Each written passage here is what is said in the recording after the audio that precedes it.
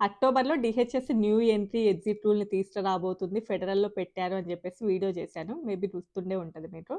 ఇప్పుడు మాత్రం దానినైతే ఫైనల్ చేశారు. సో, ఇంకా డిసెంబర్ 26 నుంచయితే ఇది అమల్లోకి వస్తుంది. దీనికి సంబంధించినటువంటి అప్డేట్స్ అయితే ఈ వీడియోలో షేర్ చేద్దాం అనుకుంటున్నా. సో, ఇంకెవరైనా మొదటిసారి మన ఛానెల్‌ని చూస్తున్నట్లయితే తప్పకుండా సబ్స్క్రైబ్ చేసుకొని వీడియోకైతే లైక్ చేయండి. ఎవరికైనా యూజ్ అవుతది అనుకుంటే షేర్ చేయండి. లైక్ చేయడం మర్చిపోవద్దు. అలాగే సబ్స్క్రైబ్ కూడా చేసుకోండి న్యూగా చూసేవాళ్ళైతే. రోజుకొక న్యూ రూల్. అసలు ఇంకా మార్నింగ్, ఈవినింగ్ డైలీ కంటిన్యూ‌గా చాలా న్యూ రూల్స్ వస్తున్నాయి. బట్ నేను అన్నీ కూడా షేర్ చేయను. మనకి ఎక్కువ వీసా హోల్డర్స్‌కి ఏవైతే యూజ్ అవుతాయో అవే షేర్ చేస్తూ ఉంటా. మాక్సిమం అంటే ఒకప్పుడు యూఎస్ఏకి వచ్చిన వాళ్ళందరూ ఉంటారు కదా! అంటే వచ్చి కొన్ని సంవత్సరాలు యూఎస్ఏలో ఉండి జాబ్ చేసుకొని, ఆ తర్వాత రిటర్న్ ఇండియాకెళ్ళిపోయి ఉండుంటే ఇన్ని న్యూ రూల్స్ వచ్చేవి కాకపోవచ్చు. సరే అదంతా వేరే స్టోరీ లెండి. కానీ అబ్బా! నువ్వు వెళ్ళిపోవచ్చు కదా అంటారా? డెఫినైట్‌లీ. నాకేం పెద్ద యూఎస్ఏలో సెటిల్ అవ్వాలి అలాంటిదేమీ లేదు. మనకు అవకాశం వచ్చింది.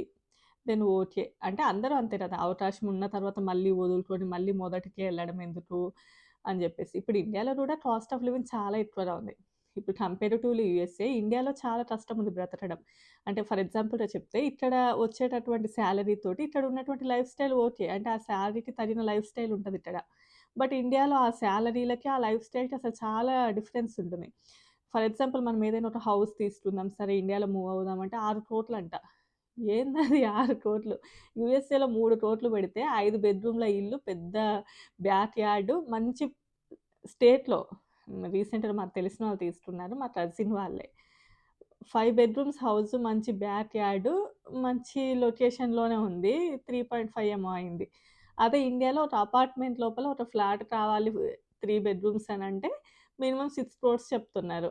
ఓరి నాయనో! అసలు అక్కడ లైఫ్ స్టైల్ చాలా చేంజ్ ఉంది కదా! సరే అదంతా మనం సెపరేట్‌గా ఇంకో వీడియోలో మాట్లాడుకుందాం. ఇందులో ఎందుకు చెప్తున్నా, మధ్య మధ్య నేను అలా అటెళ్లి ఇటొస్తూ ఉంటాను. ఏమనుకోకండి. అంటే ఇప్పుడు ఈ టాపిక్‌లోకొస్తే డిసెంబర్ 26 నుంచయితే దీన్నైతే ఫైనల్ చేశారు.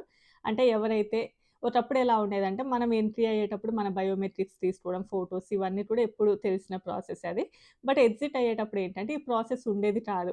సో, ఎగ్జిట్ అయ్యేటప్పుడు ఓన్లీ కూడా ఎయిర్‌లైన్స్ వాళ్ళుంటారు గదా! వాళ్ళు మాత్రమే ఒక డేటాని మొత్తం గూడా అమెరికన్ గవర్నమెంట్ వాళ్ళే సబ్మిట్ చేస్తారన్నట్లు. సో, దానిని బేస్ చేసుకొని వాళ్ళు డేటా ఫిల్ చేసుకుంటారు.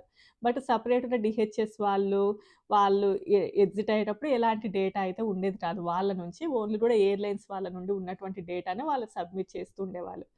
సో, ఇంకా డీహెచ్ఎస్ వాళ్ళేంటంటే లేదు, ఇలా కాదు, మేము కూడా ఇంకా ఎగ్జిట్ అయ్యేటటువంటి టైంలో కూడా మా నుండి ఇనిషియేట్ తీసుకొని సో, ఇంకా డైరెక్ట్‌గా డీహెచ్ఎస్ వాళ్ళే ఎగ్జిట్ రికార్డ్ తీసుకుంటాము అని చెప్పి. సో, ఇది ఇప్పుడే స్టార్ట్ అవుతుంది. అంటే ఈ రోజే స్టార్ట్ అవుతుంది. 26థ్ రోజు కాబట్టి ఎవరైనా ఇంటర్నేషనల్ ట్రావెల్ చేసేవాళ్ళు ఎవరైనా గనుక ఉండుంటే ఒకప్పుడు 3 అవర్స్ ముందెళ్తారు గదా! ఇక ముందు నుంచి 5 అవర్స్ ముందు. ఎందుకంటే అక్కడ ప్రాసెస్ ఎలా ఉంటదనేసి కంప్లీట్‌గా ఇంకెవరికీ కూడా తెలీదు. చాలా వింటూ ఉన్నాం. చాలా వీడియోస్‌లలో చాలా డిఫరెంట్‌గా చూపిస్తున్నారు గానీ, బట్ అది ఎలా అనేది ఇంకా కంప్లీట్ క్లారిటీ రాలేదు కాబట్టి, ఇన్ కేస్ ఎవరైనా ఇప్పుడు ఇంటర్నేషనల్ ట్రావెల్ చేసేవాళ్ళుంటే మాత్రం కొంచెం ముందుగా వెళ్తేనే చాలా బెటర్. అట్‌లీస్ట్ ఒక 2 అవర్స్ ముందుంటే. అండ్ ఇంకా ఏంటి అంటే ఇప్పుడు మన ఫోటోస్ కొంతమందేమో సెపరేట్‌గా ఫోటోస్ తీసుకుంటారు అని జెప్పేసి, ఇంకా కొంతమందేమో లేదు. ఇప్పుడు మనం మెట్రోకెళ్ళినప్పుడు ఎలా అయితే ఒక పాస్ ఇచ్చేసి జస్ట్ అక్కడ ఫిల్ చేయడానికి గేట్ ఓపెన్ అవుతది గదా! సేమ్ అలానే ఓపెన్ అవుతది అని కొంతమంది. అంటే ఆటోమేటిక్ సిస్టమే ఉంటది. ఇలా అయితే చాలా టైం పడతది కదా! అని జెప్పి. బట్ ఇలా డిఫరెంట్‌గా చూస్తున్నాం వీడియోస్ కానీ, బట్ అక్కడ ఎలా ఉంటది కంప్లీట్‌గా అనేదైతే ఇంకా తెలీదు. అండ్ నెక్స్ట్ వన్ వచ్చేసి ఇది ఆల్‌మోస్ట్ గ్రీన్ కార్డ్ హోల్డర్స్‌కి, ఎవరైతే యూఎస్ సిటిజన్స్ కాకుండా రిమైనింగ్ అన్ని వీసా వాళ్ళకి అందరికి కూడా ఇదైతే ఇంప్లిమెంట్ అవుతది. ఓన్లీ కూడా ఎవరైతే అమెరికన్ సిటిజన్స్ ఉంటారో వాళ్ళంతట వాళ్ళు ఏదైనా చేపించుకుంటే తప్ప అమెరికన్ సిటిజన్స్‌కి ఎవరికీ కూడా ఇది వర్తించదు. గ్రీన్ కార్డ్ హోల్డర్స్‌కి అండ్ రిమైనింగ్ వీసా హోల్డర్స్ అందరికి కూడా ఇదైతే ఇంప్లిమెంట్ అవుతది. అండ్ ఇది ఫెడరల్‌లో పెట్టినప్పటి నుంచి అండ్ దీనిని ఇంప్లిమెంట్ చేసేవారు మధ్యలో కొన్ని రకాల చేంజెస్ అయితే ఎవరైతే కెనేడియన్స్ ఉంటారో వాళ్ళకి ఒకప్పుడు కొన్ని ఎక్సెప్షన్స్ ఉండేవి. అంటే ఈవెన్ విజిటర్ వీసా మీద కావచ్చు, లేకపోతే డైలీ పని చేసుకునే వాళ్ళు ఉంటారు కదా! సో, కెనడాకి, యూఎస్ఏకి మధ్యన కొన్ని రిస్ట్రిక్షన్స్ అలాంటివి లేకుండా ఉన్నాయి ఏవైతే ఉన్నాయో ఇక ముందు నుంచి వీళ్ళకి కూడా వర్తిస్తది. ఎక్సెప్షన్స్ ఉండవు అని చెప్పేసి. అండ్ ఇది ప్రతి ఒక్కరికి కూడా వర్తిస్తది. అంటే రోడ్డు మీద, అంటే రోడ్డు మార్గం కావచ్చు, షిప్‌లలో కావచ్చు, ఈవెన్ ఎవరికైనా కూడా ఇది వర్తిస్తది. ఓన్లీ ప్లేన్‌లలో వెళ్ళే వాళ్ళకే, ఓన్లీ ఫ్లైట్‌లో వెళ్ళే వాళ్ళకే కాకుండా ప్రతి ఒక్కరికి కూడా ఇది వర్తిస్తది అని చెప్పేసి. అండ్ ఇంతకుముందు కొన్ని వేరే రకాల రీజన్స్ చెప్పినా గూడా ఇప్పుడు మెయిన్‌గా ఒక 3 బుల్లెట్ పాయింట్స్ అయితే చెప్పారు. ఫస్ట్ వన్ ఏంటంటే ఎవరైతే ఓవర్ స్టే చేస్తున్నారో వాళ్ళని తప్పకుండా కనిపెట్టగలుగుతాము అని జెప్పేసి. అండ్ నెక్స్ట్ వన్ ఏంటంటే ఒకవేళ ఇప్పుడు ఓవర్ స్టే చేసి గనక వెళ్లారు అనుకోండి ఫ్యూచర్‌లో మళ్ళీ వచ్చేటప్పుడు దీనిని బేస్ చేసుకొని వాళ్ళని యూఎస్ కంట్రీలోకి రానియ్యాలా లేదా అనేది డిసైడ్ చేస్తది అని జెప్పేసి. అండ్ నెక్స్ట్ వన్ ఏంటంటే వీళ్ళు ఉన్నటువంటి ఈ టైం లోపల యూఎస్ఏలో ఎలా ఉన్నారు అండ్ ఎలాంటి యాక్టివిటీస్ చేశారు, అంత బెటర్‌మెంటే ఉందా లేదా? సో, ఇవన్నీ కూడా తెలుసుకోవడం కోసమైతే ఈ డేటా తప్పకుండా డీహెచ్ఎస్ దగ్గర ఉండాలి అని చెప్పి ఇవి మెయిన్ 3 పాయింట్స్. ఫెడరల్‌లో ఈ బిల్‌ని ప్రపోజ్ చేసినప్పుడు కొన్ని ఎక్సెప్షన్స్ ఉంటాయి అని అనుకున్నారు. ఏంటంటే ఎవరైతే పెద్దవాళ్ళుంటారో అంటే 60+ ఉన్నవాళ్ళు, 70+ ఉన్నవాళ్ళు కావచ్చు. లేదంటే ఎవరైతే కిడ్స్ ఉంటారో వాళ్ళకి మాత్రం ఇది ఇంప్లిమెంట్ అవ్వదు.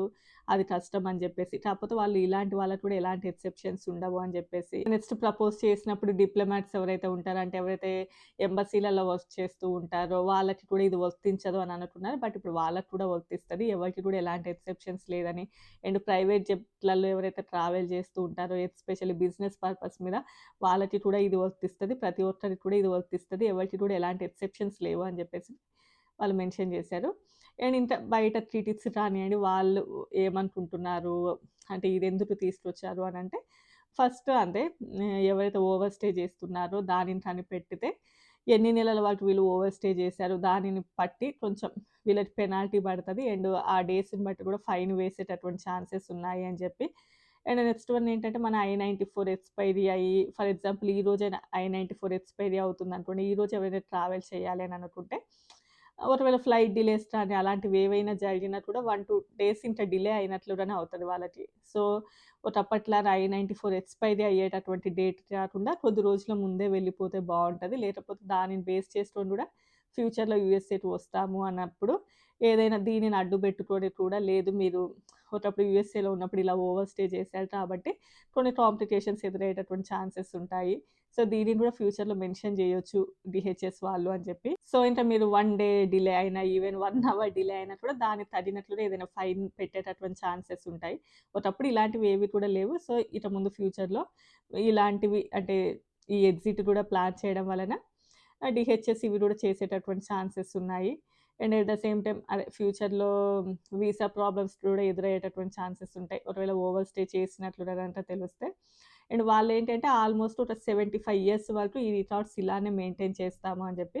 బట్ 75 ఇయర్స్ వరకు మెయింటైన్ చేస్తారా వి డోంట్ నో గానీ జస్ట్ ఆల్‌మోస్ట్ ఒక 75 ఇయర్స్ వరకు ఇలానే ఈ రిసార్ట్స్ మెయింటైన్ అవుతూ ఉంటాయి. అండ్ ఫ్యూచర్‌లో ఎప్పుడొచ్చినా కూడా ఈజీగా ఎవరు ఎలాంటివి చేశారు అనేసి తెలిసిపోతది అని చెప్పి. బట్ మనము వచ్చేటప్పుడు పిల్లలని ఫర్ ఎగ్జాంపుల్ ఫిఫ్త్ మంత్‌లో ఉన్నప్పుడు పిల్లలని తీసుకొనొచ్చిన రోజులున్నాయి. ఇప్పుడు ఎళ్ళేటప్పుడు ఆల్‌మోస్ట్ వాళ్ళు 7 ఇయర్స్ ఉన్నారు. మరి వాళ్ళని ఎలా ట్రాక్ డౌన్ చేస్తారు? అండ్ ఎలా ఆహ్, ఫేషియల్ అనేది ఇంకా మనకి కూడా తెలీదు. Will see what will happen అనేది మనకి ఇంకా ఫర్దర్‌గా తెలుస్తది. ఇన్ కేస్ ఎవరైనా 26థ్ తర్వాత ట్రావెల్ చేసిన వాళ్ళుంటే మీకేమైనా ఇలాంటివి ఎదురయ్యాయా? అసలెలా ఉంది ప్రాసెస్? ఎలాంటిది ఉంది అనేసి తెలిస్తే మీరు కింద కామెంట్ చేయండి చూద్దాం. ఎవరికైనా హెల్ప్ కూడా అవ్వచ్చు. నుంచి ట్రావెల్ చేసే వాళ్ళెవరైనా ఉంటే జస్ట్ మీరు కొంచెం ముందెళ్ళడం మంచిది. ఎందుకంటే ఎలా ఉంటదో తెలీదు కాబట్టి అదొకటే మెయిన్. అండ్ రిమైనింగ్ ఏముంది ఓవర్ స్టే అయితే చేయడం కుదరదు ఇక ముందు నుంచి ఇంకా యూఎస్ఏలో. ఎందుకంటే ఎగ్జిట్ రిసార్ట్స్ కూడా తీసుకుంటున్నారు కాబట్టి. మోస్ట్‌లీ మన వాళ్ళు అంతలా ఉంటారంటే క్వెషన్ మార్కే. మన వాళ్ళు చాలామంది పేరెంట్స్ కావచ్చు, ఈవెన్ వీసా హోల్డర్స్ కానియండి, మనం అంతగా అంటే మోస్ట్‌లీ చేయకపోయినా కూడా చాలామందుంటారలా. Especially Gujaratis. వాళ్ళు వచ్చిన తర్వాత అసలు మళ్ళీ యూఎస్ఏ బయటికెప్పుడెళ్తారో అనేది వాళ్ళకి కూడా తెలీదు. వాళ్ళుంటారు అండ్ చాలామందుంటారు పంజాబీస్ వాళ్ళు. ఎక్కువగా మనం వాళ్ళని జూస్తూ ఉంటాము. చాలా వరకు ఓవర్ స్టే చేస్తూ ఉంటారు. కొంతమంది వచ్చేటప్పుడు లీగల్‌గా వచ్చినా గూడా ఆ తర్వాత ఇంకా యూఎస్ఏలోనే ఉండిపోతూ ఉంటారు. అండ్ ఇలా చాలా ఉన్నాయి. సో, వాటిని బేస్ చేసుకొని ఇప్పుడు న్యూ రూల్స్ తీసుకొస్తున్నారు. ఏ న్యూ రూల్ వచ్చినా గూడా దాని బ్యాక్ ఎండ్‌లో ఏదో ఒక స్టోరీ ఉంటది. దానిని బేస్ చేసుకొని ఏంటంటే న్యూగా ఇంకో రూల్ తీసుకొస్తే బావుంటది. ఇది బాలేదు. ఇలాంటి వాటి వల్ల కొన్ని కాంప్లికేషన్స్ ఎదురవుతున్నాయని జెప్పేసి వస్తూ ఉంటది. ఏ రూల్ వచ్చినా కూడా బ్యాక్ ఎండ్‌లో ఏదో ఒక స్టోరీ అయితే ఉంటది తప్పకుండా. మెయిన్‌లీ అంటే మన ఇండియన్స్ కాకుండా కూడా వేరే కంట్రీస్ చాలా మందుంటారు గదా! సో, వాళ్ళు ఓవర్ స్టే జేయడం అండ్ యూఎస్ఏలో ఉన్నన్ని రోజులు కొన్ని ఆహ్, మనీ లాండరీ అలాంటి వాటిలలో చేయడం, ఎళ్ళేటప్పుడు దర్జాగా ఎళ్ళిపోవడం, ఓన్లీ ఎయిర్‌లైన్స్ వాళ్ళే కదా డేటా ఇవ్వడం. అంత స్ట్రిక్ట్‌గా లేకపోవడం వల్ల ఇలాంటివి చాలా జరిగుంటాయని చెప్పి, సో, దానిని బేస్ చేసుకొని కంట్రీ చెప్తారు కదా! ఎప్పుడో ఒకటి కంట్రీకి సేఫ్టీని బేస్ చేసుకొని అని చెప్పి. సో, ఇంకా ఇంతే అండి ఈ వీడియో. చూద్దాం. రేపు ఇంకో మంచి వీడియోతో కలుద్దాం.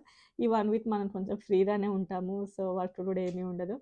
క్రిస్మస్సు, న్యూ ఇయరు, మనకి కొన్ని లీవ్స్ ఉన్నాయి. మొత్తం కలిపితే 1 వీక్ ఫ్రీనే. కుదిరితే డైలీ 2 వీడియోస్ పెట్టడానికి ట్రై చేస్తా. Bye bye.